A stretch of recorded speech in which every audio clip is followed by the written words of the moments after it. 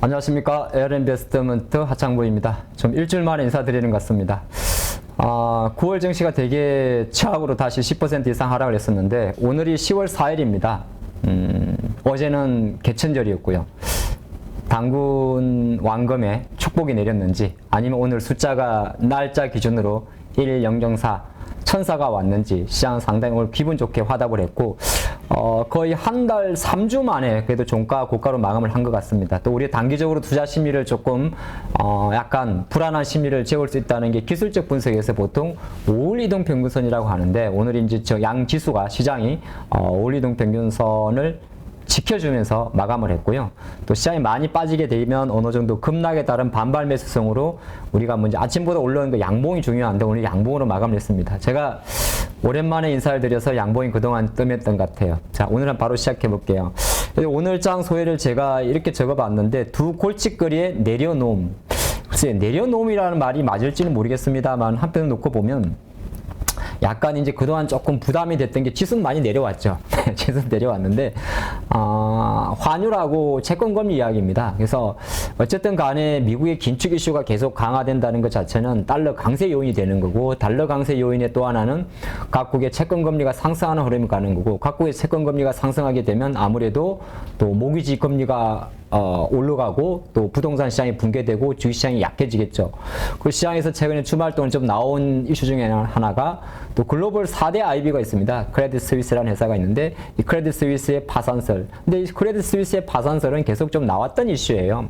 물론 이제 모든 금융기관, 한국의 금융기관은 해외 금융기관 대비해서 뭐 부동산 PF라든지 이런 거 익스포즈가 상대적으로 낮습니다만은 예전에 우리가 14년 전에 미국의 대표적인 설마 누가 생각이나 했겠습니까? 리만 브라더스라는 그 큰 회사가 무너질 때도 보게 되면 그 출발점은 지금 같은 비슷한 모기지 쉽게 말해서 이제 은행이 파산하는 그런 사건이었는데 크레딧 스위스 같은 경우 여러분들 주말에 또 여기저기 영상을 보시겠지만 이미 7월 달인가요? 한 2달 전에 또 운용 성적이 나쁘다고 해서 제가 알기로는 CEO도 적극적으로 교체하고 뭐 아무래도 여러 가지 이슈가 있다 보니까 좀 이슈는 상당히 지금도 안 좋은 이슈는 많습니다. 두 골칫덩어리요.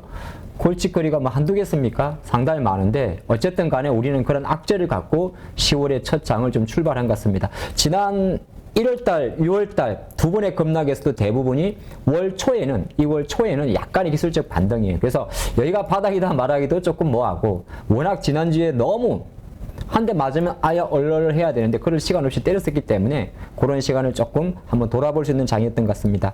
바로 섹터로 놓고 보면요. 오늘 이제 삼성전자 하이닉스가 꽤 많이 좀 반등을 해줬는데 이미 9월 마지막 거래일에 삼성전자 하이닉스 좀 들어왔었어요. 근데 과연 이게 이제 연속성에 대한 의문인데 요건 이제 정권사의 애널리스트분의 그 보고서를 제가 그대로 같이 좀 옮겨놨습니다.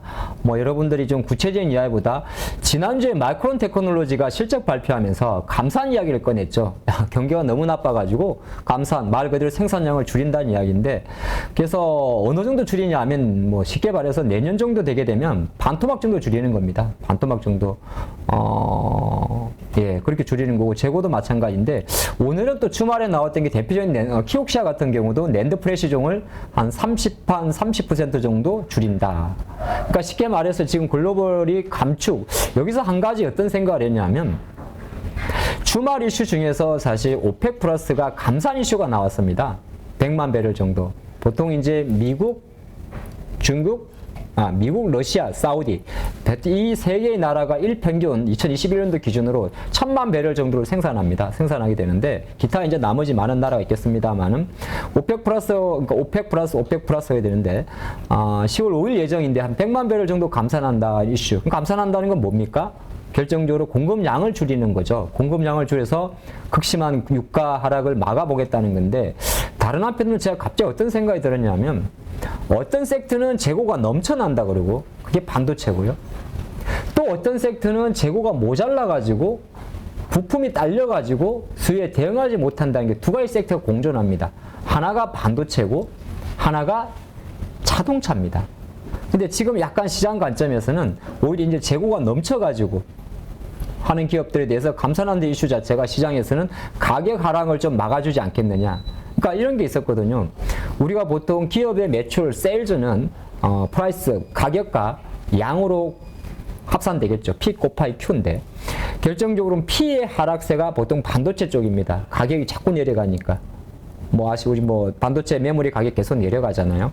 그러다 보니까 오히려 이제 감산 울며 계좌 묶기로 감산을 통해 가지고 가격 하락을 좀 막아보자. 그래서 실장에서 일각에서는 이런 이야기도 합니다. 야, 이러면 삼성하고 하이닉스도 감산해야 되는 거 아니냐? 근데 사실은 직간접적으로 감산도 되고 있었어요. 언제? 삼성하고 하이닉스의 주요 반도체 공장 중국에 두 군데 있죠. 우시하고 시안입니까? 갑자기 지역이 생각이 안 나네. 일정 부분 공장이 멈추는 것도 좀 있었었는데 이제 그런 걸 떠나가지고 아예 대놓고 근데 그게 또 그럴 수밖에 없는 게 감산이란 게 뭐 사실 지금 반도체 쪽은 재고가 많다는 이야기 많이 들을 겁니다. 이건 사실 반도체만의 이슈는 아니고요. 얼마 전에 지난주에 많이 급락했던 나이키도 같은 그림이었잖아요. 재고가 많다. 재고가 쌓여있다.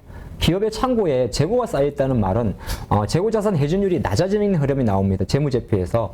그렇게 되게 되면 이제 기업의 실적 자체가 증가할 수가 없는 거죠. 적당한 수준의 재고가 좋은 거거든요. 재고가 또 너무 없어도 안 좋은 거예요. 근데 지금의 뭐 글로벌 제조기업들의 재고량이 쌓이는 것 자체는 수요 둔화 우려에 오히려 물건이 밖으로 나가지 못하고 재여 있는 걸 말하는 거죠. 어쨌든 간에 삼성이나 하이닉스의 기술적 반등에는 여러 가지가 좀 복합적인 것 같습니다. 이런 흐름이 좀 있었는데 앞으로는 사실 그렇다고 해요. 이런 자동차 이야기인데 뭐 오늘 또 일각에서는 삼성전자가 2024년에 1.4 나노죠. 예, 뭐 급의 메모리 반도체, 비메모리 반도체죠. 생산하겠다 그런 내용인데 사실 그런 먼 이야기 떠나서 약간은 지난주에 그런 게 좀 있었어요. 지금 TSMC도 감산하려고 그러거든요. 이게 그렇게 부각이 안 됐는데 그래서 아마 지난주부터 약간 어느 정도 삼성전자 하이닉스 같은 측면에서도 좀 바닥을 잡지 않느냐. 물론 이제 이게 감산이라는 것 자체는 사실 정시가 그 관련 섹터가 계속 갈 수 있는 섹터는 아닙니다. 하지만 일정 부분 급한 하락을 멈추는 요인에서는 또 물량이 줄어드는, 파이가 줄어드는 거니까 나와 있는 시장의 물량이 작으니까 오히려 가격 측면에서 좀 하방을 지지하지 않겠느냐. 그러한 관점으로 저는 올랐다고 좀 보고는 있는데 뭐 조금 이따 몇면 다 보겠습니다만은 이런 이슈 정도로 넘어가면 좋을 것 같고요. 원래 월초가 되게 되면 글로벌 자동차가 판매가 발표가 됩니다. 보통 북미 기준으로 발표되는데 현대 기아 합산은 8% 정도가 나왔어요. 합산은 8%니까 또 상대적으로 선방을 했습니다. 그래서 현대차는 한 10% 정도가 증가를 했고 기아가 상대적으로 줄었나요? 근데 이제 역시나 보게 된 포인트가 뭐냐 하면 현대 기아가 사실 글로벌 자동차 판매에서 그냥 잘 나간다는 건 여러분들이 다 알고 있는 내용입니다. 근데 항상 포인트가 뭐냐 하면 현대차 같은 경우는 확실하게 이 제네시스 라인 쪽에서의 증가 폭도가 상당히 좀 고무적입니다. 이게 이제 보통 보면 우리가 자동차 밸류를 분석을 할 때 믹스라는 표현을 쓰는데요. 쉽게 마케팅 믹스라는 표현을 쓰는데 제품의 그 ASP를 강화시킨 요인이 됩니다. 그러니까 단가가 조금 높은 제네시스 시리즈는 뭐 소나타라든지 그랜저 시리즈보다는 한 단계 업그레이드 되던 프리미엄 브랜드잖아요. 네, 그런 관점에서 역시나 제네시스의 어떤 판매량은 좀 고무적이었고 아이오닉은 사실 지금 아직까지 놓고 보면 절대 차량 숫자는 작습니다. 뭐 2,000대도 안 팔리지만은 이건 이제 우리가 이제 미래를 바라보는 지금 현대차, 기아차의 아이오닉 5라든지 EV6 그리고 최근에 아이오닉 6 같은 경우가 세단이죠. 조금 뭐 생각보다 너무 작은데 그런 평가도 있긴 있습니다만은 사실 세단이 뭘 그렇게 커요.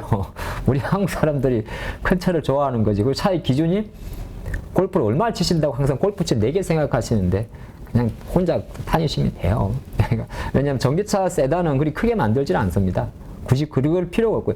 크게 만들 세단이 필요한다면 휘발유차를 타야지 왜 굳이 전기차를 타세요? 보통 이제 세단에 제가 바라볼 때도 전기차 시장의 종국은 지금 미국도 보게 되면 오히려 SUV 쪽에서 선전을 한단 말이에요. 미국 쪽 한번 같이 보시면 중형 세단의 판매량이 작년 대비해서 이건 이제 뭐 텔루라이더 같은 게 되겠죠. 예, 그렇죠.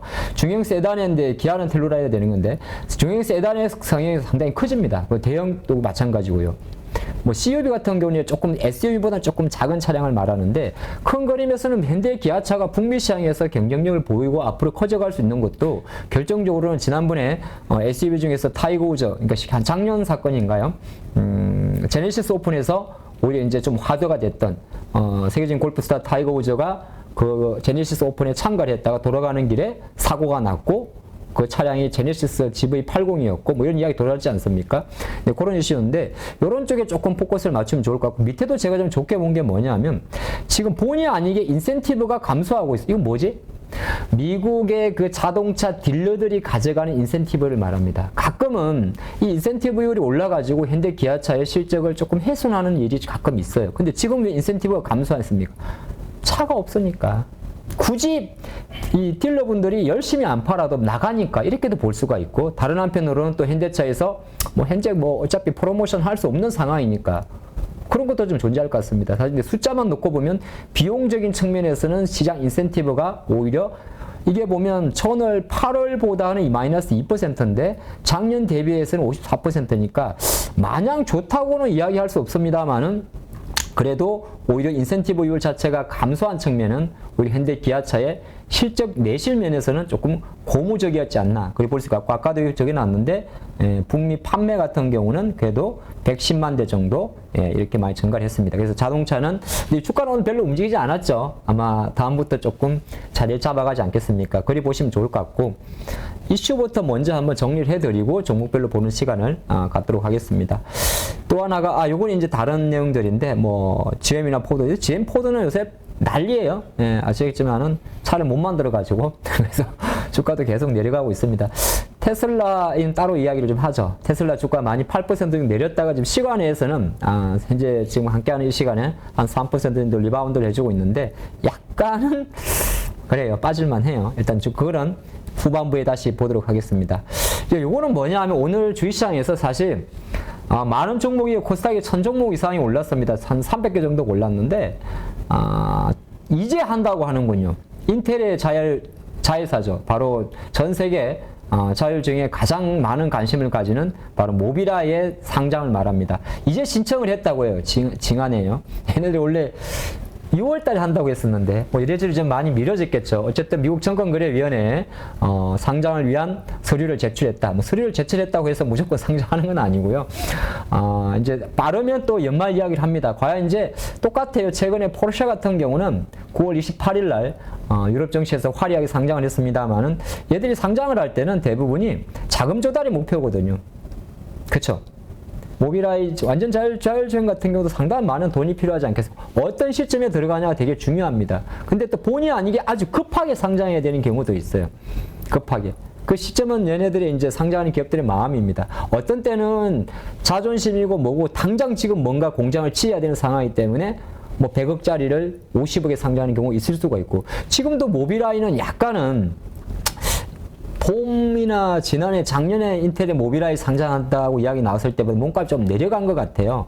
어쨌든 이 모비라이가 지금 시장에서는 한 300억 달러 정도 보는 것 같아요. 300억 달러. 그럼 만약에 정말 연내 상장한다고 하면 미국 시장 기준으로는 아마 올해 이 정도 규모면 거의 탑클래스 아닙니까? 상당히 큰 규모의 상장이 들어오게 되는데 이 모비라이라는 회사 자체는 실제적으로 아다스라고 우리가 이야기를 하죠. 뭐 만도 이런 데서 많이 들어보실 것 같은데 운전자 첨단 보조 시스템, 첨단 운전자 보조 시스템 거의 뭐 비슷하게 발현하는데 거의 세계적인 1위적인 기업입니다. 그래서 얘는 거의 파트너가 글로벌 자동차 메이커는 다 들어갑니다. 뭐 레인지로버라든지 뭐 포드라든지 혼다 일본차 그리고 뭐 BMW나 뭐 테슬라도 마찬가지고요. 뭐 이거는 이제 모비라이의 주요 파트너인데 뭐 여기서 우리가 뭐 모르는 차 있습니까? 뭐 볼보, 뭐 일본의 미쓰비시, 아우디, 뭐 일본 닛산, 이 프랑스 피아트죠. 그다음에 르노 자동차 뭐 다 들어갑니다.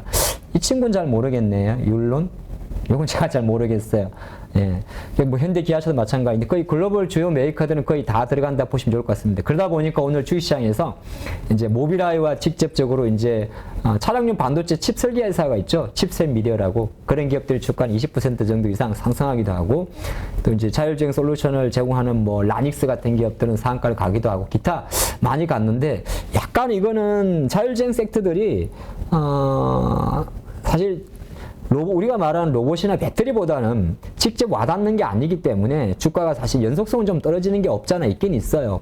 근데 어쨌든 간에 큰 바로미터 입장에서는 그래도 모비라이가 이제 지금 조금 더 이제 서류를 제출했기 때문에 어느 정도 이제 조금 더 기대감은 살아있겠죠. 그래서 제가 생각할 때는 글쎄요, 뭐 예년같이 올해 2022년도에 이런 약간 실적은 나오지 않는데 앞으로 실적이 나올 것 같고 성장주 중에서 두 가지 정도가 조금 예년보다 강합니다. 그 하나가 바로 러봇이고 그 하나가 바로 자율주행입니다. 근데 자율주행이 조금 그렇게 된 이유가 뭐냐면 이 자율주행의 레벨을 좀 우리가 이해할 수 있는데 레벨이 0부터 5까지 있습니다. 근데 지금 대부분의 우리나라에 나오는 차들은 고급 모델 같은 경우는 레벨 2까지는 거의 들어가요. 예, 레벨 2. 근데 여러분들 이걸 다 외우실 필요는 없고 그냥 딱 제가 정리해드리면 레벨 3부터는 약간은 운전하시다가 딴 걸 하셔도 됩니다. 예, 그 이야기. 뭐 그러다 사고 나면 제가 책임 못 졌는데 그러니까 레벨 3라는 게 그런 의미가 있어요. 레벨 3가. 그러니까 실제적으로 지금 현재 수준에서 우리나라도 내년부터 왜 올해 하반기에 다시 한번 레벨 이런 뭐 자동차의 이제 단계를 말하는 거잖아요. 요즘 이미지 참 잘 그렸어요. 이 사람의 여러분들 화면 작지만 잘 보십시오. 요 레벨 2까지는 양손에 핸들을 딱 쥐고 있습니다. 그러니까 두 손이 핸들을 쥐고 있는데 레벨 3부터는 한 손이 없어요. 그게 왜 그러냐 밑에 보게 되면 운전 주시에 대해서 시스템 요청시라고 좀 딱 예를 단 겁니다. 2까지는 무조건 달고 있어야 돼요. 보통 이런 거는 이제 뭐냐면 국내 승용차 뭐 여러분도 아마 많이 아실 거예요. 우리가 말하는 크루즈 기능 이런 거는 사실 자율주행을 할 수는 없고요. 그거는 거의 뭐 원이라 해야 됩니까? 근데 이제 최근에 나 약간 고급 차종들 보게 되면 약간 그 고속 주행할 때 아마 약간 그런 거 느낄 수 있는 약간 이제 가쪽으로 가면 땡긴다든지 그런 기능들이 많이 탑재되어 있죠. 그거는 거의 다 레벨 1 정도가 되게 되고 진정한 자율주행, 쉽게 자율주행이라는 게 말 그대로 오토 드라이빙이잖아요. 지가 혼자 가니까 내가 잠깐 네가 운전할 동안에 내가 뭔가 손 놓고 스마트폰 보면 안 되지만은 우리나라 현행법규상 운전 중에 스마트폰 보시면 안 됩니다. 안 되는데. 그래도 요 정도 조건부 자율주행 이야기는 컨디셔널 오토메이션이 들어가는 것 자체가 레벨 3예요. 근데 이게 이제 2023년도부터 본격적으로 더 개화가 된다는 겁니다. 그럼 벌써 올해가 언제야? 지금 벌써 10월이에요. 이제 100일이 남지 않았어요. 네. 뭐 벌써 그렇게 됐어? 10, 11, 12. 아니구나. 10. 11, 12. 100일 남지 않았군요. 예, 100일 남지 않았네요. 그렇기 때문에 이제 어느 정도 내년부터 이제 국토부에서 사실 레벨 3 같은 경우를 조금 강화를 하기 때문에 아마 자율주행 섹터들도 이제 연말쯤 주가 좀 연속적으로 안 갈 거예요. 안 가지만은 이슈가 나올 때마다 조금 체크해 볼 필요가 있고 레벨 4 가면 예, 다리 뻗고 주무셔도 상관이 없다고 제가 알고는 있습니다. 그 과정으로 좀 보시면 좋을 것 같고요. 그래도 항상 너무 차 안에서는 그래도 운전하는 맛이 있으니까 주무시면 안 될 것 같습니다. 자, 요거는 또 뭐냐 하면은 이제 테슬라 이야기 좀 같이 해봤는데 오늘 제가 주요 기사들을 좀 같이 섞어봤어요. 화면이 작으니까 요거는 말로 설명을 드릴게요. 테슬라 주가가 어제 8% 내렸죠. 설마 그 로봇 실망해서 내렸겠어요? 물론 그런 것도 있을 수는 있어요. 근데 그거보다 가장 중요했던 건 뭐냐 하면 테슬라의 3분기 판매량 자체가 한 34만 대 정도에 그쳤다는 겁니다. 그래서 테슬라가 나는 분명히 기억해요. 은근슬쩍 내려놨더라고요. 작년도에 99만 대인가 8만 대 하면서 큰 소리 엄청 쳤습니다. 언론에서는 100만 대 이제 출하했다고 난리를 쳤었는데 사실 저는 올해 200만 대 생각하고 있었거든요. 근데 제가 체크 안 한 사이에 상반기 때 조정을 했더라고. 한 140만 대로. 연간 총 판매량을 말합니다. 근데 이제 3분기 누적으로 보니까 91만 대 정도 했더라고요. 그러면 단순 계산할 때 140만 대가 목표였으니까 앞으로 49만 대를 해야 되잖아요. 4분기에 3달 동안에. 물론 할 수도 있고 못할 수도 있지만 통상적으로 4분기에는 돈을 잘 안 써요. 근데 이 내용은 뭐냐면 그런 사이에 중국의 전기차 회사 BYD는 9월 한 달에만 20만 대를 팔았다는 이야기입니다. 그래서 9월 달까지 누적을 해보니까 테슬라가 91만 대 정도를 팔았는데 이 친구들이 120만 대를 판 겁니다. 그러니까 한 30만 대 정도를 더 판 거죠. 그럼 전 세계 자동차, 전기차 판매 1위가 휙 바뀐 겁니다. 테슬라에서 중국으로. 물론 이제 뭐 개수에 따라 좀 다르긴 합니다만 그래서 이런 이슈 자체는 다른 한편 놓고 봤을 때는 우리 테슬라의 어떤 또 한편을 놓고 보면 테슬라 입지에 대한 쉽게 말해서 테슬라 오르면 전기차 오르더라, 테슬라 오르면 배터리 오르더라 이 공식도 조금 애매해질 수가 있고 또 하나가 우리나라의 주요 배터리 4개 회사 세 개 회사구나. LG, SK, 삼성 같은 경우도 테슬라에 올인하는 건 아닙니다만은 중국의 전기차 회사의 점유율 자체가 올라가면 올라갈수록 그냥 CATL의 상대적 점유율은 올라가지 않겠습니까? 그쵸? 올라가겠죠, 아무래도.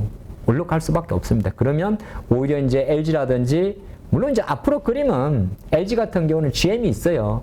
네, 얼티엄 셀즈라고 이야기합니까? GM 파트너 있고 SK도 뭐 포드 파트너 있기 때문에 지금 제너럴 모터스나 포드가 약간 비리비리하지만은 앞으로 또 계속 활성화될 수 있는 거고, 또 하나가 처음에는 중국제 많이 쓰겠지만 똑같습니다. 나중에는 다시 중국 배터리는 한계를 드러내겠죠. 그리 생각하면 폭스바겐도 마찬가지고요. 한국의 배터리 계속 커질 수 있는데 단기적으로나마 이렇게 중국의 전기차 판매 대수가 계속 이렇게 치고 간다는 소리가 들리면 오히려 그동안 그냥 테슬라 올라가가지고 테슬라 관련주하고 배터리 올라가던 거하고는 조금 결이 달라질 수가 있습니다. 그거 한번 좀 와이드하게 생각해 봤는데 이 페이스라면 뭐 여러분도 이미 무릎을 치고 계실 것 같은데 전체 연간 판매 대수의 테슬라 1위는 제가 생각할 때도 이제는 어렵지 않을까 그리 봅니다. 그런 관점으로 이제 향후에 전기차 판매 대수를 좀 보실 때 중국의 이제 본의 아니게 BYD도 좀 같이 보셔야 될 것 같다 생각하는 관점에서 같이 좀 올려봤고요. 또 하나가 이거 뭐냐 하면은 이제 우리나라 10월달 일정에 놓고 보면 더디어는 아닌데 어쨌든 우리가 9월 초에 메타글래스 관련주들이 조금 움직인 적이 있어요. 그리고 지금도 우리나라 정부도 그렇고 지금 메타 쪽은 사실 주식 쪽에서는 조금 요원한데 제가 나가는 학교라든지 기타에 보면 학교라든지 여러 가지 매체에서 이 메타에 대한 환경 자체에 대해 관심이 좀 많고 그건 약간 소프트웨어적인 관점이 있잖아요. 네이버 제페토 같은 경우는 대학교에서 만드는 메타라는 환경 자체도 제가 직접 직간접적으로 체험을 해보면 그냥 약간 뭐 이런 말하면 조금 그렇습니까? 뭐 제페토나 아니면 싸이월드? 약간 요 정도거든요. 근데 이제 중요한 거는 이것 자체가 이제 현실로 다가올 수가 있다는 거죠. 그래서 이제 그 이벤트가 메타가 지금 상황은 안 좋을 겁니다. 지금 날짜는 제가 체크를 해보니까 10월 11일 정도에 기존에 우리가 버추얼 리얼리티로 이해하는 가상현실이라든지 아니면 AR 약간 증강현실을 좀 합쳐가지고 뉴 XR 기기를 출시한다고 합니다. 지금 시장에 나와 있는 메타캐스트는 제가 좀 포털 사이트 쳐보니까 70만 원 전후하더라고요. 근데 중요한 것은 이제 조금 더 이건 메타 구상호가 페이스북이죠. 메타만 하는 게 아니라 일본의 소니, 플레이스테이션도 이제 이쪽에서는 먼저 선점자였으니까 일본의 소니도 마찬가지고 그리고 마이크로소프트도 마찬가지고 애플도 마찬가지고 조금 더 나아가지고 아마 내년 CES에서 100일도 남지 않았다 그랬잖아요. 이제 사실 올해 정리하세요. 자, 내년 CES에서 삼성은 조금 더 지난 2022년 1월달 CES에서 삼성은 팅커벨을 소환했습니다. 홀로그램 형태의 XR 메타 환경을 좀 보여줬었는데 과연 어떠한 그림으로 나올지 정말 삼성이 내년도에 지금 스마트폰도 조금 땡기려고 하는 마당에 분명히 제가 볼 땐 애플보다 XR 글래스 먼저 낼 겁니다. 항상 삼성이 애플보다 먼저 내는데 희한한 거는 애플이 잘 나간다는 거예요. 참 희한하죠. 약간 이런 생각이 들어요. 우리 국내에서 옛날에 LG 스마트폰하고 삼성폰하고 똑같이 냈는데 희한하게 팔리면 LG폰 안 팔리고 삼성폰 팔렸어요.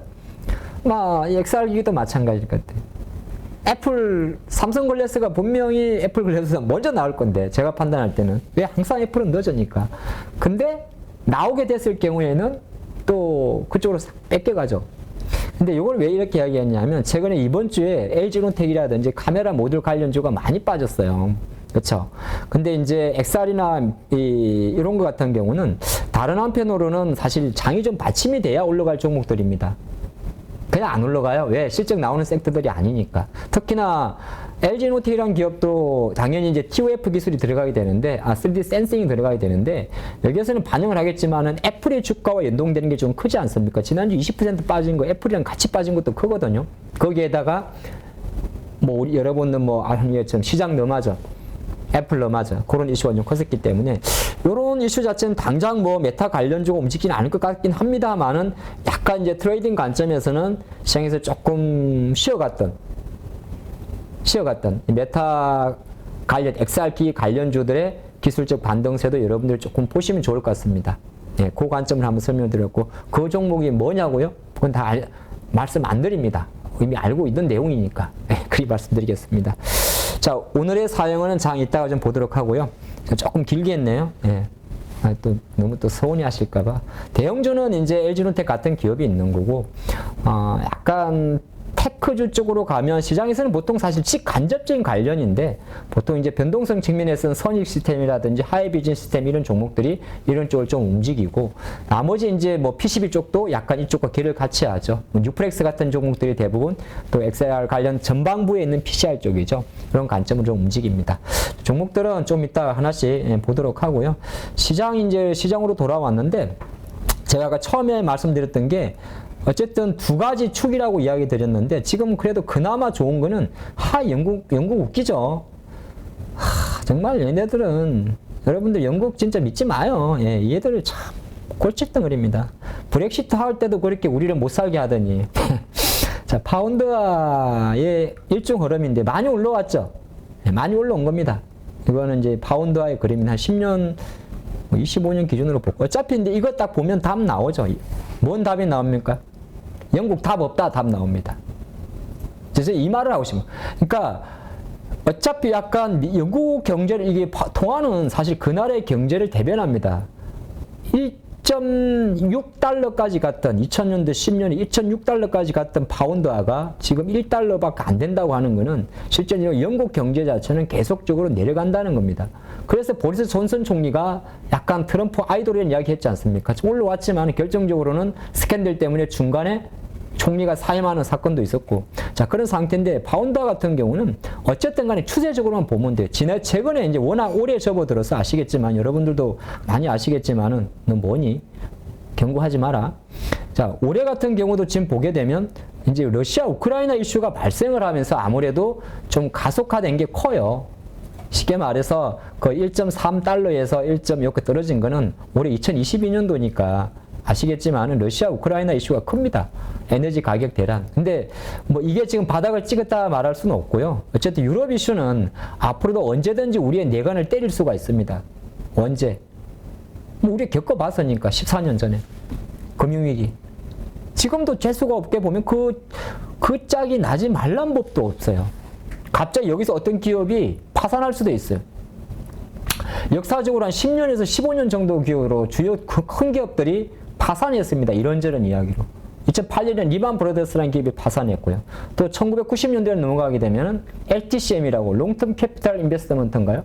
그런 또 파산 사건도 대표적으로 미국 역사에서 많이 볼 수가 있는데, 앞으로도 이런 부분은 볼 수가 있습니다. 근데 지금 현재 수준에서 지난주에 약간 과민하게 반응했던 파운드화의 변동성은 저는 약간 잡혔다 봅니다. 지금 우리가 뭐 대세 상승을 논합니까? 여러분들 여기서 지금 3,000포인트하고 막 그건 아니잖아요. 어차피 큰 그림에서는 글로벌 정신은 긴축이라는 이슈 때문에 사이클 속에서 이렇게 약세예요. 누가 봐도. 근데 우리가 이제 지금 오늘 시장에서 어떤 거냐면, 그래도 9월 달에 너무 세게 맞아가지고 10% 이상 빠졌으니까, 지수가 250포인트 빠졌으니까 거기서 100포인트, 20포인트 정도의 기회는 주는가? 저는 약간 준다고 보고 말씀드리는데, 그 대용으로 보면 관점에서는 파운드화의 변동성은 조금 완화됐다 봅니다. 완화됐다 보는 거고, 이제 파운드화보다도 이제 가장 많이 보는 게 그래도 이제 6개 이종 통하니까 우리는 달러 보면 되잖아요. 그쵸? 달러가, 이제 참 주식 하다 보니까 별의별 걸 다 보셔야 되죠? 보셔야 됩니다. 안 그러면 주식하기 힘들어요. 뭐 지금 뭐 개별주 차트 볼 건 아닌 것 같고, 어쨌든 달러 인덱스가 가파르게 상승을 하다 조금 꺾입니다. 그러니까 달러 약세로 간다는 거죠. 달러 약세로 가게 되면 미국 주식에서 제일 먼저 반응할 섹터가 있습니다. 뭘까요? 네, 테크주입니다. 기술주. 기술주 중에서 또 제일 먼저 나스닥보다 빨리 반응하는 게 있습니다. 그게 쏙스입니다. 아마 미국 주식 하시는 분들은 QQQ, 이런 거 이제 티커는 QQQ, 필라델피아 반도체 지수인데, 그런 종목들이 그냥 자율 반등이 나와버립니다. 근데 달러가 이제 어느 정도 앞으로 좀 지켜보셔야 될 것 같아요. 만약에 저는 이렇게 보이는데, 뭐 이 친구는 내려가려고 그러면은 유로화가 내려가도 되고 파운드 내려가고 엔화도 내려가도 되거든요. 근데 이 친구가 만약에 110을 깼을 때는 조금 우리가 편해질 것 같습니다. 네, 그걸 좀 포인트 잡으시면 좋을 것 같아요. 채권은 아직 믿을 게 못 돼요. 채권 쪽은 여전히 지금 뭐 3.6도 깨고 되게 좋은데, 미국의 10년물입니다. 그래도 꺾이는 건 좋은 거죠. 꺾이는 건 좋은 건데, 왜 그러냐면 우리나라가 다음 주에 금리를 올릴 건데 다음 주 봤죠? 우리나라 지금 2.5%니까 벌써 한국은행에서는 밑밥을 던져놨어요. 뭐라고? 우리 미국 4% 간다는데 우리 3%는 그냥 갈 거야. 지금 대한민국의 기준금리가 2.5입니다. 그래서 이제 우리나라 3년물 국고채 금리도 최근에 거의 4%까지 올랐었는데요. 어쨌든 이 친구도 지금 4.5를 찍고 9월 26일 날 지금 약간 내려옵니다.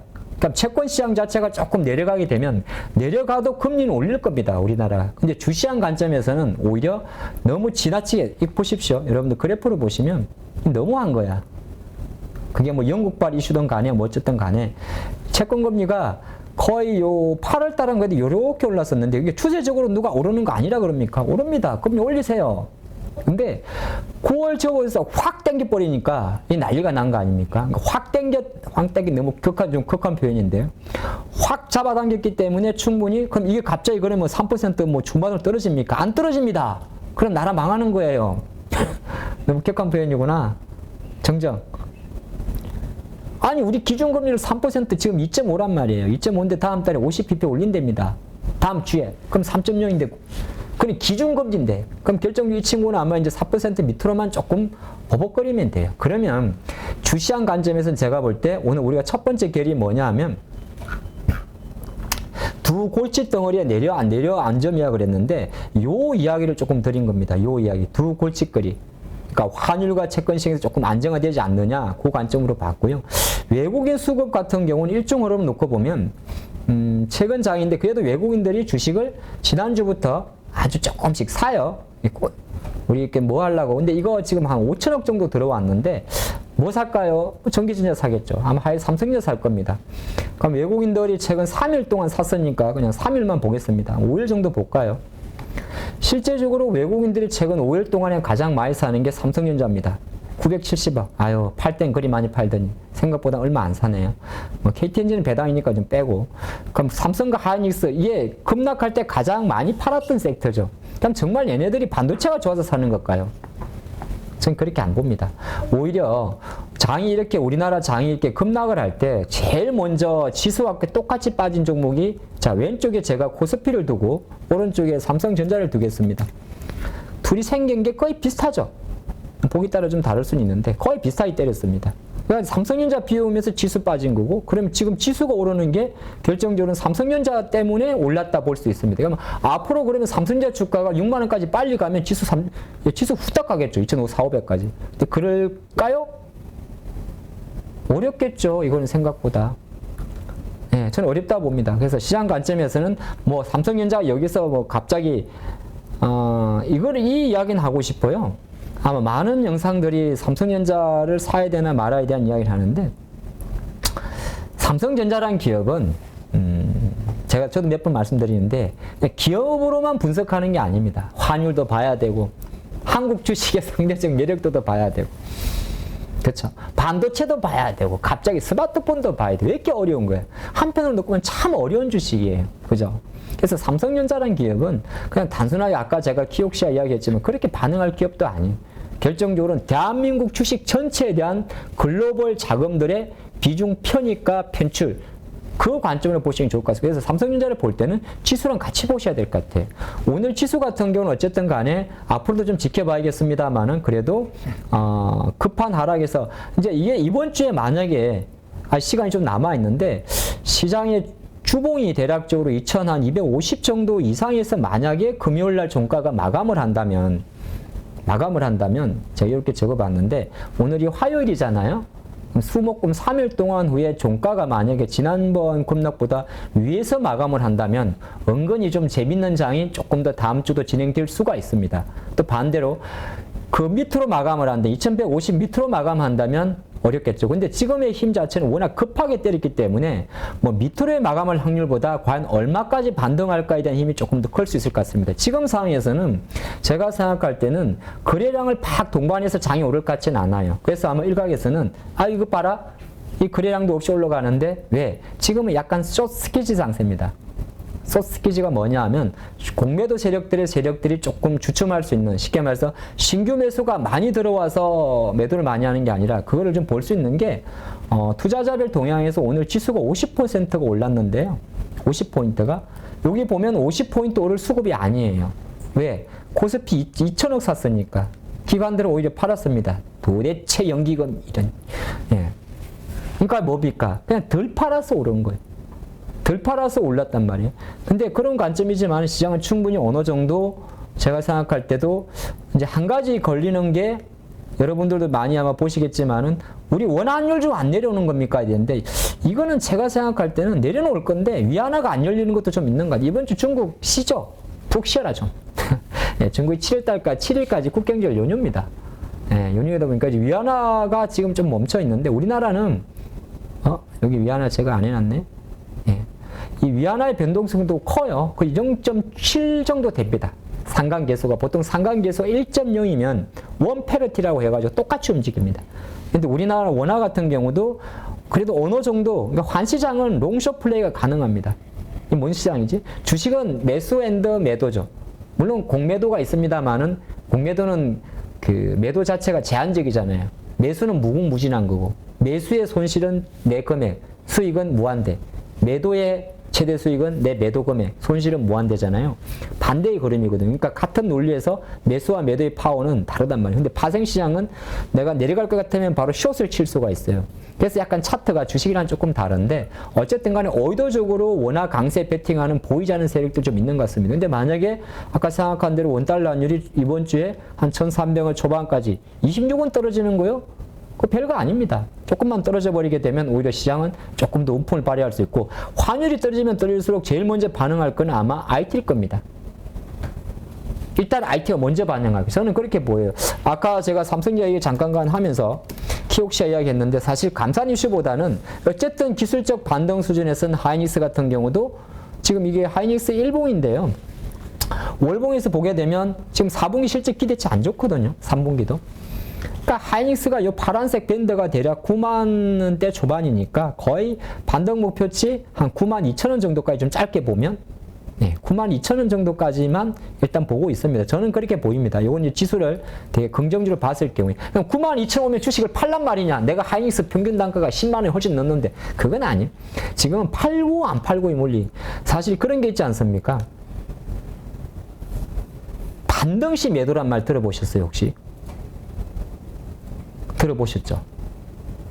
그건 완전 주식의 기본 섭리를 깼다고 봅니다. 뭘 반등시 매도입니까? 우리 주식이 제가 잠깐 이거는 생각해. 우리가 그냥 습관적으로 말합니다. 반등시 매도, 반등시 현금화. 그거는 감에 의한 매도 아닙니까?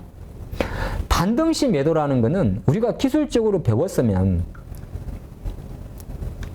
자 이거 약간 볼게요. 자 이렇게 많이 하락을 했다가 반등을 합니다. 그렇죠? 자, 이 옛날에 이제 6월달 지수인데, 자, 반등시 매도란 전략을 세웠다 봅시다. 도대체 어디에서 하는 게 맞는 건지. 그냥 우리가 아는 대로, 여러분들이 아는 대로, 매도는 하락 신호에서 해야 되잖아요.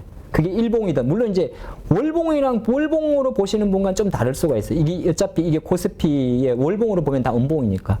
그럼 반등시 매도라는 거는 일단은 보유입니다. 보유입니다. 매도 시그널이 나와야 되죠. 올라갑니다. 아직 5일선은 깬 게 아니죠. 올라갑니다. 보유죠. 보유죠. 보유입니다. 근데 이때부터 감으로 때리면 됩니까? 보유입니다. 아직도 보유입니다. 아직도 보유죠. 왜? 우리가 뭐 5일선 그냥 배우는 게 아니잖아요. 21선 그냥 배우는 게 아니니까. 이게 역배열이니까 21선까지 가게 되면 내가 조금 늦게 매도할 수는 있어요. 그럼 최소한 이틀 연속 5일선 이탈 때까지 보유 아닙니까? 보유입니다. 이때 또 반등시 매도한다고? 그러니까 잠깐 그런 게 있어요. 반등시 매도라는 것도 결국에는 그 친구가 이 반등하는 힘이 꺾였을 때 매도합니다. 우리 이렇게 된 숄더 뭐하러 배웁니까? 시험 보려고? 머리 어깨면 오른쪽 어깨가 처지는 게 이렇게 된 숄더의 매도잖아요. 아니 원형천정형 왜 배우겠어요? 맨날 돈 내고 착도 수업 배우면 뭐합니까? 써먹지도 못할 거. 그럼 그거를 실전에서 써먹어야 되는 거거든요. 자 그런 관점에서 지금 보입니다. 이제부터 뭔가 찜찜합니다. 5일선을 깼으니까. 거리량도 늘고 이런 게 이제 우리가 봤던 그런 것들이죠. 바로 올렸습니다. 또 보유. 자, 지금부터가 반등시 매도 아닙니까? 지금 이 자리가. 내가 이 자리에서는 팔 수는 없어요. 이게 우리가 배운 바로 헤드앤숄더고 매도 신안이고 5일선 꺾인 게 모든 게 종합합니다. 지금 장도 마찬가지라고 봐요. 미리 내가 올라오는데 왜 반등시 매도를 하려고 하십니까? 그냥 이렇게 매도하거나 이때부터 비중을 줄이는 겁니다. 근데 다 팔아야 됩니까? 주식은 절대 다 팔고 다 사지 그러지 마. 에이, 내가 얼마 안 사가지고. 아니야. 한 주면 모를까 2주 이상이면 그래야 뭔가 남습니다. 저는 그 말씀을 드리는 거예요. 그럼 이제 매도하는. 그런데 또 올라오면 어쩔 수 없어요. 근데 결과론적으로는 내가 맞았잖아요. 지금 보니까. 이때 매도가. 지금도 마찬가지. 지금은 아직까지는 아무것도 몰라요. 이미 나는 매도 타점을 놓쳤습니다. 여기서 놓친 거죠. 지난 녹화는 약 2380 깨지면서 놓친 겁니다. 2380 깨지면 놓쳤다고? 네. 왜? 우리 여러분도 그렇고 저도 그렇고 주봉 기준으로 6월달 저점 자리가 2380이었잖아요. 이 자리에서 놓친 거예요. 추석 세고 방심하다가. 놓친 건 놓친 겁니다. 네, 저는 그 말. 놓친 건 놓쳤는데 지금 이제 몰이 드는데 왜 싹을 자르냐고. 어설프게 반등시 매도하지 마시고 어떤 종목이든 마찬가지입니다. 이제 어느 정도 반등이 이제 이어지고 안 이어지고 떠나가지고 딱 기준점을 잡으시는 게 좋을 것 같아요. 고스피 2150 밑으로 깨시면 그때 줄이죠. 그러면 일단 그때까지 가요. 21선은 닿는다던데 여기 오면 팔아야지? 그러지 마요.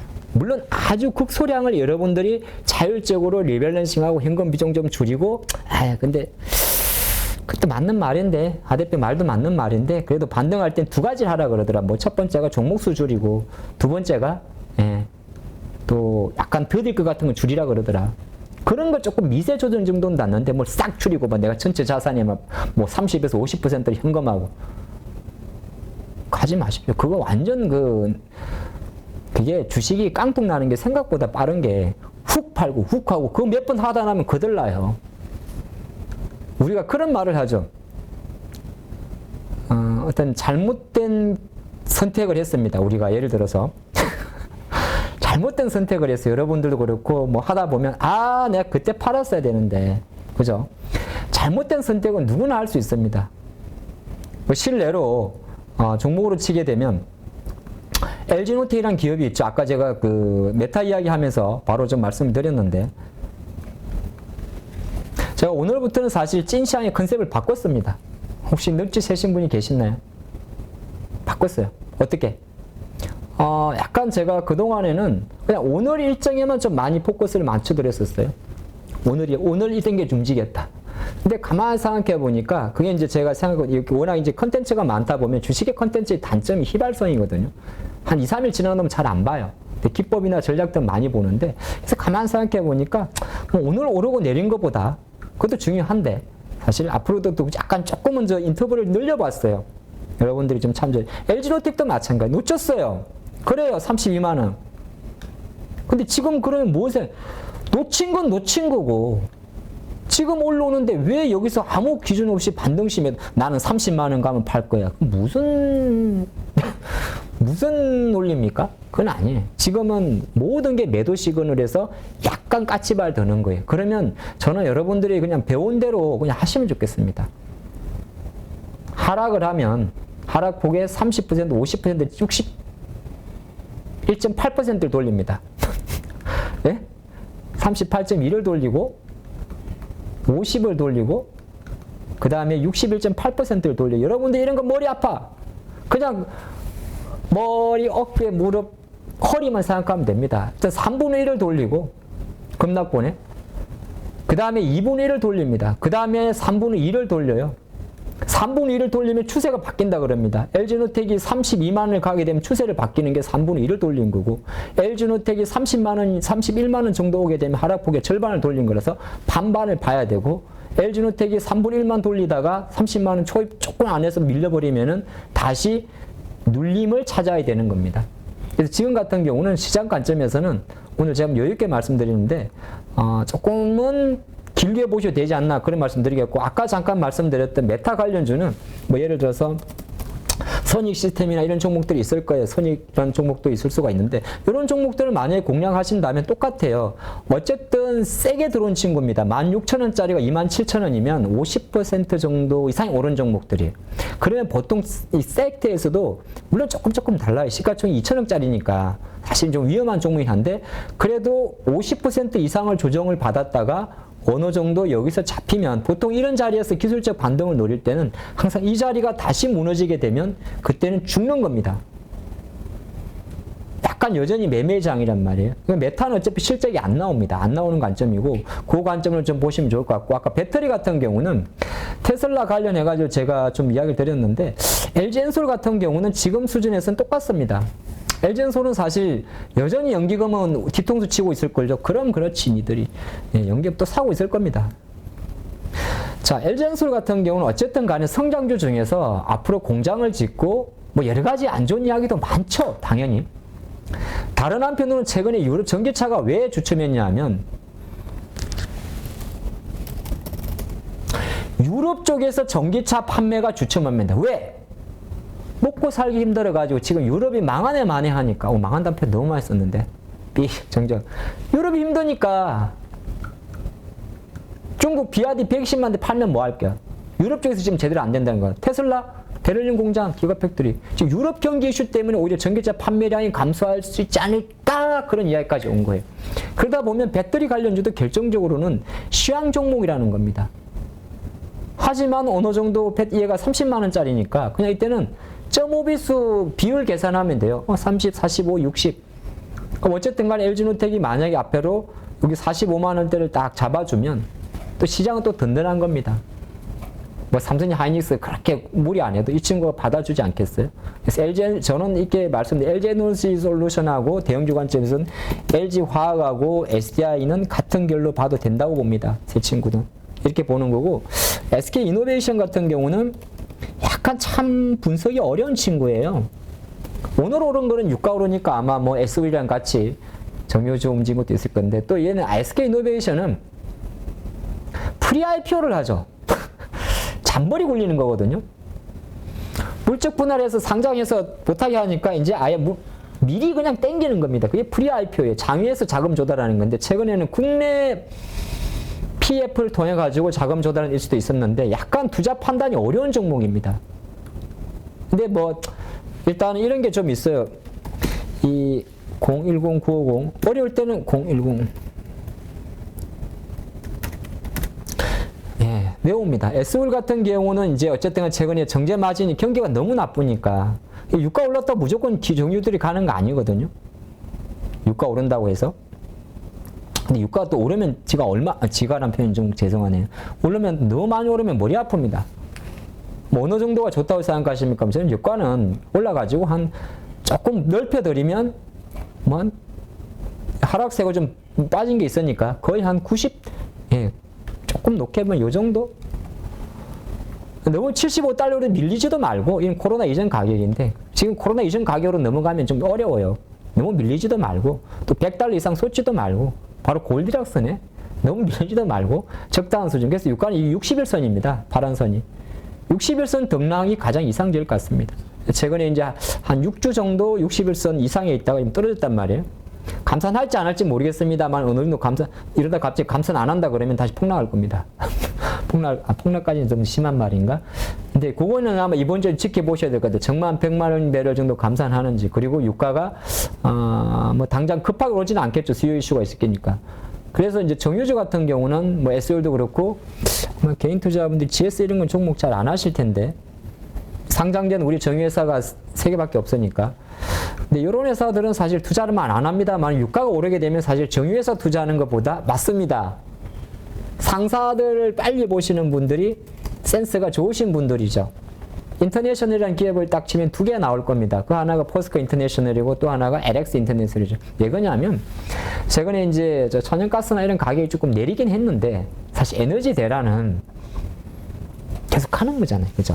요런 어떤 중심축은 가져가면 좋을 것 같습니다. 그래서 뭐 오늘은 많은 종목을 보지 않습니다만 일단 유가가 좀 어느 정도 그래도 급한 진정세를 지켜봐야겠습니다만 진정되는지. 근데 유가는 지금 시장에서는 오히려 차라리 진정되는 게 낫다 보는 거고, 우리나라 환율 같은 경우는 어쨌든 간에 지금 상대적으로 조금 덜 빠지고 있는데, 만약 이 친구가 1,400원대 초입까지 떨어지거나 엔도로 어려질 때는 조금 시장 관점에서는 조금 더 반등력이 이어가지 않나 볼 수 있을 것 같고요. 자동차 같은 경우는 뭐 오늘 아까 판매 동향, 판매 동향이기 때문에 좀 그랬는데 각이 좀 깊은 것도 있어요. 각이. 그리고 똑같습니다. 다 결이 같아요. 어떤 결이 같아? 도대체 그놈의 결은 뭔데? 그냥 저는 그리 봤어요. 애플 너마저 우두두, LG노텍 너마저 우두두, 자동차 너마저 우두두. 실적 좋다며. 예, 다 같은 공통점을 갖고 있습니다. 그러니까 제가 생각할 때는 애플, 이노텍, 오히려 자동차 앞뒤가 안 맞지만은 같이 움직일 수도 있습니다. 왜? 너마저의 성격을 좀 갖다 있던 종목들이 지난주에 와르르 무너진 게 있거든요. 근데 이거는 지금 환율이랑 볼 필요는 없습니다. 그렇게 보입니다. 그래서 어느 정도 뭐 우리가 말하는 자동차 관련, 물론 자동차 관련주를 너무 또 낙관적으로 보면 안 돼요. 약간 그런 염려의 시각도 있습니다. 이런 신화는 어렵겠죠. 이거는 어렵겠죠. 뭐 대부분 종목도 2020년도. 하지만은 다시 한번 상대적 우위라는 게 있기 때문에 자동차 관련 기업들은 하반기로 가면 원래 자동차 기업들의 매력은 떨어져요. 하반기는 인센티브도 지불하고 뭐 신차도 뭐 약간 시큰둥하고 판매도 줄기 때문에. 그래서 아마 상반기보다는 탄력성이 크지 않을, 그건 꼭 갖고 가십시오. 상반기보다는 탄력성이 크지 않을 수가 있습니다. 하지만 지금 주가보다는 조금 높여가는 거. 그러니까 항상 내가 주식을 하실 때 약간 탄력성을 생각해야 돼. 하반기로 갈수록 탄력성이 좋아질 거는 뭘까? 꼭이 뭐야? 그냥 큰 그림에서 장이 조금 변동성 완화되고 환변동성, 뭐 미국의 긴축 이슈 변동성, 중국이 뭐 세 번째 연임하고 다음 달에 미국도 금리 올리고 바이든 중간 선거하고, 그럼 하다가 11월 달 어이 추워하면 12월 달 그리 가면 뭐죠? 예. 그럼 결정적으로 가장 이 달러하고 채권 금리에 민감하게 반응했던 친구들이 오히려 상대적으로 선점했던 보다 빠릅니다. 그럼 뭔데? 건설 관련주도 그런 게 돼요. 예.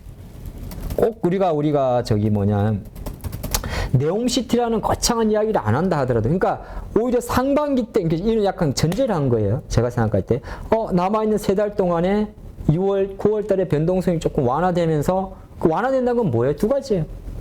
달러와 채권 금리가 꺾여주면서 좀 시장에서 이렇게 공포를 좀 완화시키면서 장이 자연스럽게 본다면, 첫 번째 출발을 IT가 뭔지 알 거예요.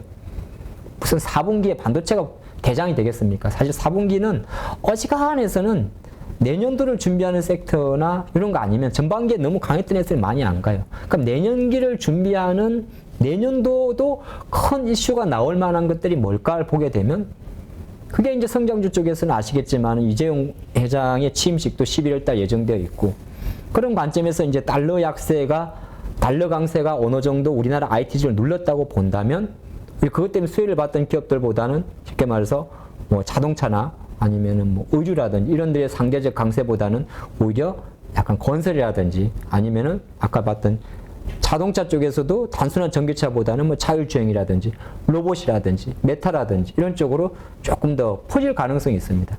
약간 막연하지만 그런 거 보시면 좋을 것 같고, 오늘의 사연은 하나 정도만 보도록 할게요.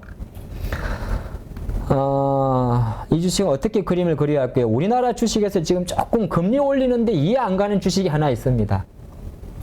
업종 코드 번호 0,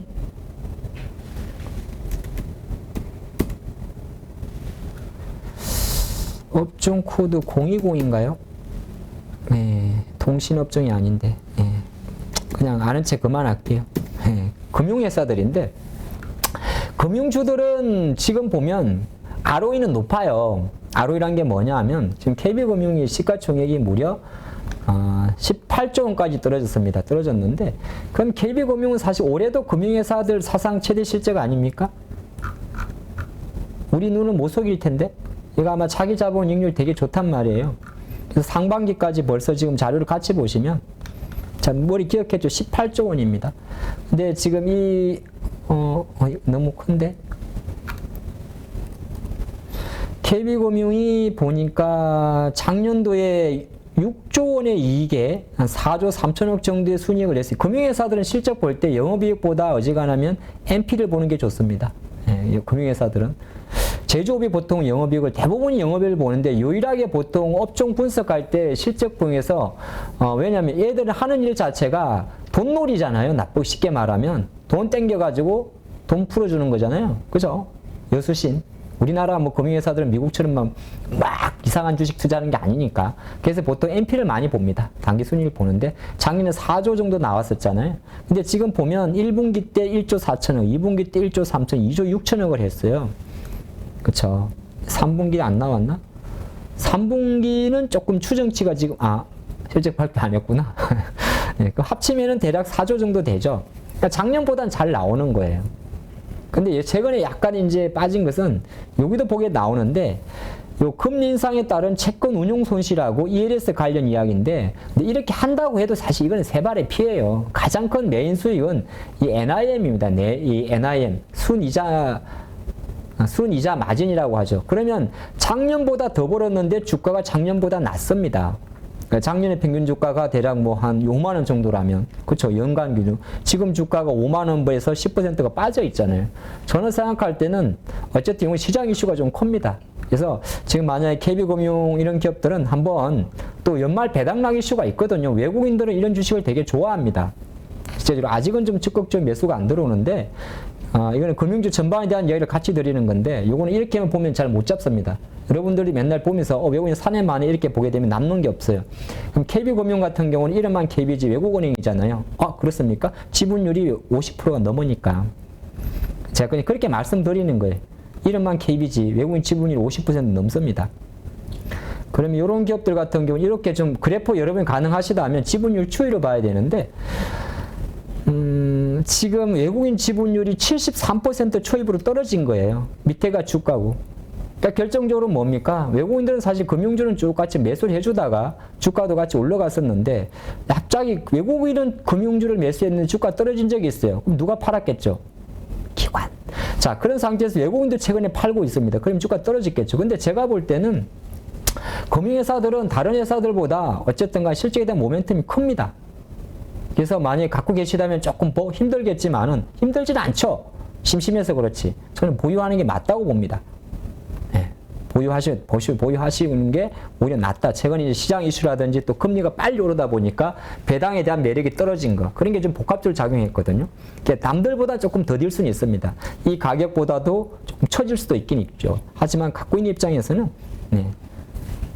물론 이제 시장 일각에서 말하는 뭐, 부동산 PF.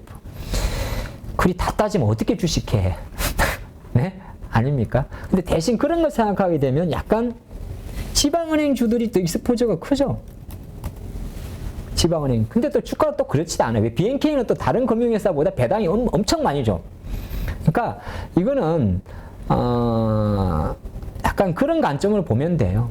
어쨌든 간에 시장의 어떤 실적 자체는 좋아짐에도 불구하고 투자 침리적 요인으로 좀 많이 하락한 것도 있고 금리가 많이 오르다 보니까 오히려 이제 뭐 5% 수준의 배당 수익률에 대한 눈높이가 좀 낮아진 거. 눈높이가 낮아졌지만은 연말로 가면 갈수록 외국인들은 어느 하나의 차익 거래를 염두해서 또 이런 것도 매수가 들어옵니다. 그래서 금융주는 보유자 관점에서는 뭐 시장이 많이 빠졌기 때문에 상대적인 종목보다 매력도는 떨어질 수 있을지 모르겠습니다만은 조금 뭐 보유하는 전략도 나쁘지 않을까 볼 수 있을 것 같고요. 아까 뭐 빼먹은 게 뭐 있죠? 자율주행. 자율주행 쪽은 사실 현대모비스도 자율주행입니다.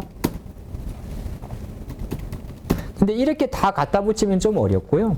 현대모비스도 제가 볼 때는 지난주에 하여튼 많이 뺐어요. 많이 안 뺀 주식 어디 있겠습니까만은 좀 많이 빼가지고 사실 이걸 보고 어디가 바닥이는 알 수가 없고요. 중요한 것은 현대모비스가 그래도 한 21만 원 정도에는 잡아주는 자리였는데 많이 뺐는데 이런 주식 같은 경우는 똑같아요. 여러분들이 가격을 미리 정할 필요는 없고 요 밴드를 넓혀가지고 그러면 21만 원대 회복을 얼마나 빨리 하느냐가 중요해요. 주식은 빨리 해야 돼요. 이렇게 느리게 말고 빨리 이렇게 훅 들어오면 훅 갑니다. 그 속도 싸움이 좀 있을 것 같아요. 그 관점으로 조금 보시면 좋겠다는 생각을 좀 해보겠고 시간이 조금 더 있네요. 하나만 더 볼까요? 이거 아마 제가 일부러 안 한 건데 여러분들이 왜 이걸 안 하노 그랬을 것 같아요. 035420이죠. 내 이놈인데 이런 외국인 참. 근데 이거는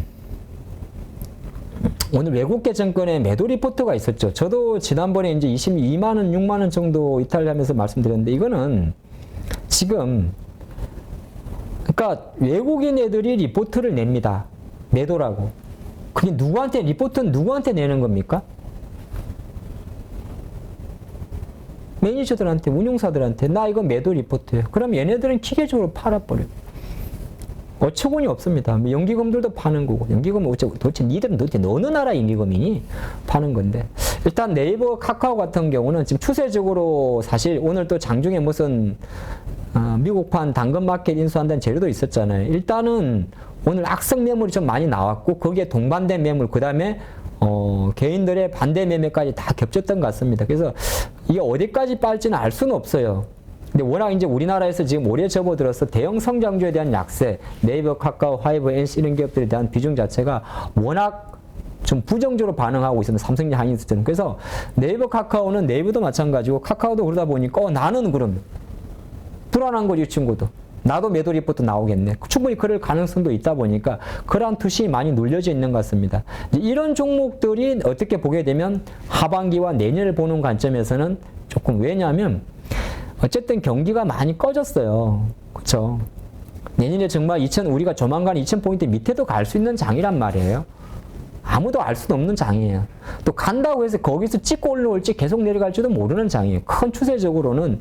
왜냐면 미국이 어쨌든 긴축의 속도를 완화한다고 하더라도 언제 어느 시점에 정말 돌아설지 모른단 말이에요. 최근에 제가 조금 지금 시간이 넘었는데 사족을 붙이자면 이게 완전히 지 맘대로예요. 콕지 잡으려고 인플레 잡으려고 금리 올린다 했는데 그러면은 경제가 어느 정도 받쳐줘야 되는데 오히려 경제가 받쳐주지 않고 최근에 지표 나쁜데 좋다고 지금 미국 주식들이 움직인단 말이야. 무슨 말도 안 되는 거야. 그럼 그게 무슨 말이냐면 봄, 여름, 가을, 겨울 무라카미 구미호의 4계절로 이야기하지 않는다 하더라도 어느 정도 사이클이 있을 거예요. 지금은 침체 국면이잖아요. 그럼 침체 국면에서 회복 국면으로 가는데 돈을 풀어서는 회복할 수 없어요. 왜 지금 정시에서 돈 푼다 그러면 오히려 박살납니다. 지난주처럼 영국에서처럼. 그럼 돈을 풀지 않은 상태에서 시장이 자연 정화적으로 어느 정도 터 나온 데는 최소 6개월이나 1년 정도의 인터벌이 존재해요. 그래서 부정론자들이 말하는 올해는 없다고 말하는 그런 이유가 되거든요. 그 돌아가는 과정에서 또 재편도 이루어지겠죠. 근데 너무 거시적인 이야기 좀 빼고 지금 관점에서는 그거 다 아는 내용이야. 해서 뭐해? 일단은 지금은 약간의 베어마켓 랠리에 대한 무게성을 조금 두긴 두는데 그럼에도 불구하고 약간 성장 엔진에 대해서는 조금 더딜 수 있다. 이거는 갖고 가시면 좋을 거예요. 제가 여기서 팔라 마나 판단할 정도는 못 돼요. 그건 아닌 것 같습니다. 자, 오늘의 찐시황은 제가 1시간 정도 일주일만 인사드리려 했는데 여러분들 또 긴 시간 동안 함께 해주셨고 이게 또 하루 정도 오르고 했다고 우리가 너무 환호할 필요는 없는데 그래도 어느 정도 지난주에 조금 너무 심했다. 이 심했다를 어느 정도 이번 주에 회복해 주는지 그 회복력에 포커스를 두고 장을 보시면 좋을 것 같습니다. 아직도 넘어야 될 산은 많아요. 다음 주에도 더 좋은 이야기로 함께 하도록 하겠습니다. 감사합니다. 김종수 저자님 2021년도에 13억이라고 어떻게 그렇게 볼 수 있었을까요? 저도 단타나 초단타, 장기 투자도 다 해봤는데 제 성향상 세 부분은 다 실패했었고요. 주식 투자는 이게 평생 할 수 있는 직업입니다. 주식 투자를 그렇게 오래 하려면 무엇보다도 다른 사람한테 종목 이런 거를 의뢰하거나 추천받아서 하면은 오랫동안 할 수가 없습니다. 스스로 혼자 할 수 있는 그런 능력을 배워야 됩니다. 그래서 누구나 1시간 안에 200개 종목에서 좋은 종목을 고를 수 있는 그런 능력을 배양할 수 있도록 제가 도와드리려고 그렇게 하고 있습니다. 네, 이번에 8.15 머니톡에서 8.15 캠퍼스라는 교육 프로그램을 준비했습니다. 이제까지 방송을 하면서 느낀 게 너무 투자에 대해서 잘 모르면서 시작하시는 분들, 그리고 준비가 되지 않으신 분들, 그럼에도 불구하고 큰 돈으로 실전에 들어가서 돈을 잃는 분들이 너무 많다는 것을 알게 됐습니다. 이러한 분들, 다시 한번 체계적으로 주식에 대해서, 투자에 대해서 공부하고 지금까지는 돈을 잃었더라도 앞으로는 자신만의 어떤 투자 원칙을 세우고 돈을 벌 수 있는 그러한 계기를 만들고 싶어서 8.15 캠퍼스를 준비했습니다. 한국 주식시장에 맞는 투자법과 관련해서 단기 매매 혹은 초단타, 장기 투자 혹은 스윙 여러 가지의 방식들이 있는데요. 어떤 것이 옳다 그르다 판단하기는 좀 어려울 것 같습니다. 결국은 그 투자를 하는 사람의 성향이 어떤지 그리고 그 자금의 성격이 어떤지에 따라서 가장 본인에게 적합한 투자 방식을 찾는 게 필요하지 않을까. 그러기 위해서는 먼저 이러한 다양한 투자법들에 대해서 알아야지만 나에게 맞는 투자법이 무엇인지를 판단할 수 있지 않을까 생각을 합니다. 이론적이 아닌 실제 투자에서 큰 수익을 내신 분들, 자신만의 어떤 기법 혹은 투자 노하우를 가지신 분들을 첫 번째 대상으로 삼았습니다. 물론 그분들이 가지고 있는 투자 방식은 장기 투자일 수도 있고 스윙일 수도 있고 단기 매매일 수도 있는데요. 각 분야에 정말 특화된 어떤 실적을 가지신 찐 투자자, 찐 고수라고 볼 수 있는 분들, 이러한 분들을 선택했습니다. 그리고 전체적인 주식시장에 대한 이해, 그리고 투자자들의 심리, 특히 한국 주식시장의 데이터들을 훤히 알고 있는 거시적 관점으로도 시장을 바라볼 수 있는 애널리스트, 이코노미스트들도 8.15 캠퍼스와 함께 합니다. 이번 8.15 캠퍼스에서 첫 번째로 준비한 교육 프로그램은 2021년 시장 정말 힘들었습니다. 많은 분들이 공감하실 텐데요. 그 시장에서도 매달 1억 이상의 수익을 올리신 13억 이상의 수익을 낸 찐 고수시죠. 단기 매매로 그러한 수익을 내신 분입니다. 이분의 특징은 자신만의 원칙으로 종목을 발굴하는 기법을 가지고 계시다는 거죠. 이분의 교육은 단기 매매를 통해서 수익을 내고자 하시는 분, 그리고 현재 그렇게 투자를 하고 있지만 손해를 보고 있으신 분들, 이런 분들이 자신만의 단기 매매 투자 원칙을 확립하는 데 큰 도움이 되지 않을까 생각합니다. 네, 요즘 우리 김정수 저자님 인기가 아주 커지고 있는데요. 네. 댓글 보니까 깡통 형님으로 불리시더라고요. 예. 어떻게 인기 체감하고 있으신가요? 아, 예. 저도 뭐 댓글도 보고 전화도 여러 번 많이 받았습니다만은 제 책을 그 10번 이상 읽었고 유튜브를 뭐 몇 번씩 보셨다는 분들도 계셔가지고 무려 그 200만 횟수가 넘어갔고 오늘자로 보니까 230만 횟수를 돌파했습니다. 그리고 제가 다니는 헬스장까지 찾아오셔가지고 자기를 제자로 받아달라 뭐 이러신 분까지 계셔가지고 예, 한편으로는 당황스러웠고 한편으로는 고마웠습니다. 네. 이번에 교육과정을 만드시죠? 네네. 가지고 계신 그 투자의 노하우를 네. 정말 제대로 전달하기 위해서 네네. 좋은 프로그램을 만드는데 네네. 이유가 특별히 있으실까요? 아, 이게 주식 투자는 이게 평생 할 수 있는 직업입니다. 지금 워런 버핏도 90살이 넘으셔도 왕성하게 활동을 하고 계십니다. 그 주식 투자는 마우스만 클릭할 수 있는 힘이 있으면 누구든지 나이가 100세가 넘어서도 할 수 있고 우리 젊은 사람 기준으로 봤을 때는 앞으로 최소한 뭐 3, 40년 이상, 50년 이상 할 수 있기 때문에 주식 투자를 그렇게 오래 하려면 무엇보다도 다른 사람한테 종목 이런 거를 의뢰하거나 추천받아서 하면은 오랫동안 할 수가 없습니다. 스스로 혼자 할 수 있는 그런 능력을 배양해야 됩니다. 그래서 스스로 할 수 있는 능력을 배양하도록 그렇게 책을 썼고 또 유튜브에서도 여러 번 이제 나와서 했는데 그것만으로 조금 부족하고 디테일한 부분을 자세히 설명 못하는 부분들이 있어갖고 제가 이 프로그램을 끝까지 성실하게 이수하시면은 누구나 1시간 안에 좋은 종목을 고를 수가 있고 또 나만의 필살기를 갖추어가지고 평생 그 낚시를 즐기면서 할 수 있는 그런 바탕을 마련해주고자 하고 있습니다. 그래서 깡통을 무려 12번이나 쳤지만 13번째 성공하고 14년대 무려 13억 이상의 돈을 번 제가 확신을 가지고 여러분을 도와드릴 테니까는 여러분도 저를 믿고 같이 따라와 주시면 좋은 결과가 있을 것으로 이렇게 생각이 됩니다.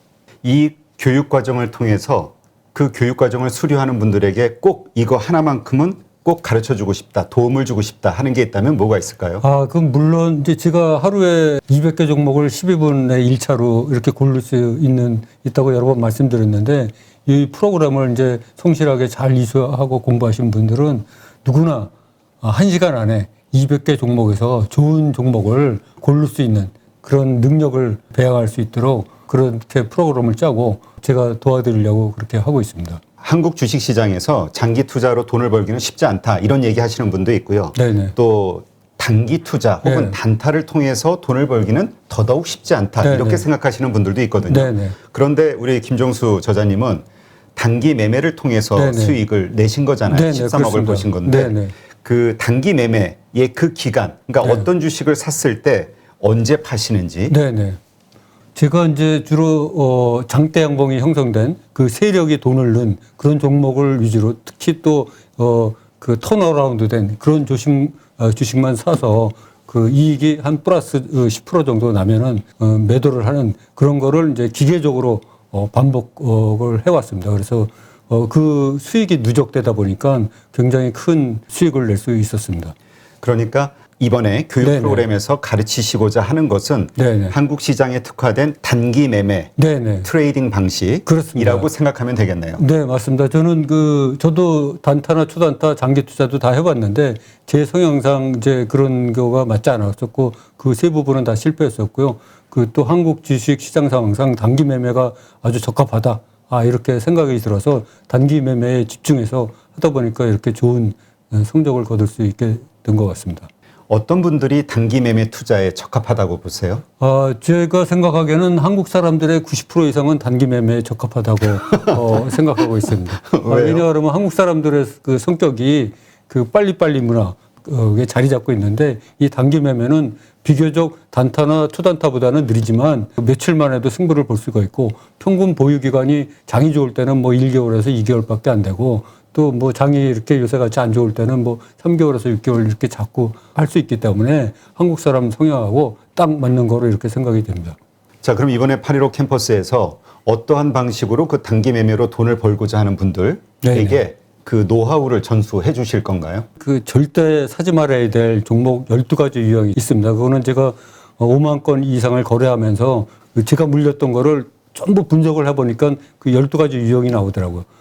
또 반드시 사야지 될 종목 유형도 12가지가 나옵니다. 그래서 모두 이 24가지가 있는데 이 24가지가 제 책에는 아쉽게도 한 가지 종목밖에 그 예를 못 들었습니다. 근데 이번 영상에서는 종목을 순차적으로 이렇게 소개를 하면서 이게 왜 이렇게 됐는지, 왜 이런 일이 벌어졌는지, 결과는 어땠는지를 차근하게 설명을 드릴 거고요. 또 제 책에서 아쉬웠던 부분이 그 200개 종목을 한 개에서 5개 정도 좋은 종목으로 추리는 과정을 거의 축약적으로 설명을 했기 때문에 실제로 그 일반 분들이 책만 보고 쫓아오기는 굉장히 힘듭니다. 그래서 그 200개 종목을 일일이 하면서 이 종목은 왜 선택이 되고 이 종목은 왜 선택이 안 됐는지 그런 거 원인과 그런 거를 자세하게 설명드리면은 몇 번씩 보시다 보면은 스스로 그런 능력이 되지 않을까 이렇게 생각을 합니다. 그런데 이제 VOD 네. 강의만 보고 배운다는 게 쉽지 않다. 네네. 하다 보면은 생각과는 다른 네네. 여러 가지 어려운 문제들이 생기잖아요. 네네. 그래서 영상만 보면서 과연 배울 수 있을까 이런 생각 하시는 분들 있을 네네. 수 있을 것 같은데요. 네네. 그래서 저희가 이제 한 달에 한 번씩 그 라이브 방송으로 궁금하게 생각하시는 분들을 직접 소통을 하면서 궁금증을 받아서 그 자리에서 바로 대답을 드리고 이렇게 하는 그 시간을 마련해서 그 문제를 해결해 드리도록 하겠습니다. 8.15 캠퍼스를 통해서 평생 활용할 수 있는 종목 선정 방법을 여러분께 알려드리도록 하겠습니다. 그거 내 특급 비밀인데. 내가 이 공개 방송이라 갖고 수익률을 제대로 얘기를 못 하는데 이제 유튜브에 나와서도 그래서 내가 뭐 한 20% 30% 이상 그렇다 하는데 사실 내가 며칠 전에 계산해 보니까 작년에 이제 그 수익률을 따져보니까 한 70% 이상 벌었더라고요. 그러니까 작년 상반기는 사실 수익률이 100% 이상이었어.